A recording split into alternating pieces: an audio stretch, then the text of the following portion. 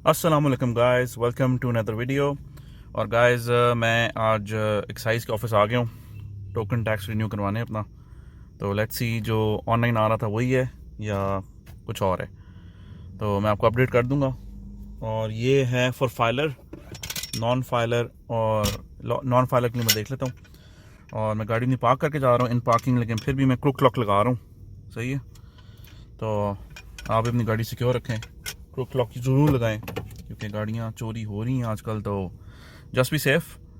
सही है, and I will update you in a while. Okay.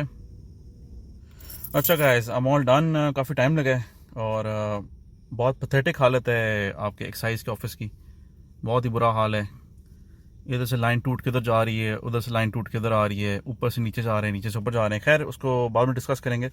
लेकिन जो अमाउंट शो हो रही थी ऑन आपका जो ऑनलाइन जो वेबसाइट थी, मैंने वही पे की है, 8100 ही पे किया टोटल।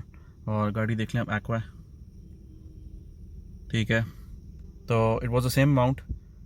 और ये फाइलर की अमाउंट है, नॉन फाइलर की अमाउंट जारी बात है डबल होगी, लेकिन अमाउंट सेम है। सो जो रकस मचा हुआ है, जो शोर मचा हुआ है अबाउट के टैक्सेस बढ़ गए हैं या टोकन बढ़ गए हैं, इट्स रॉन्ग।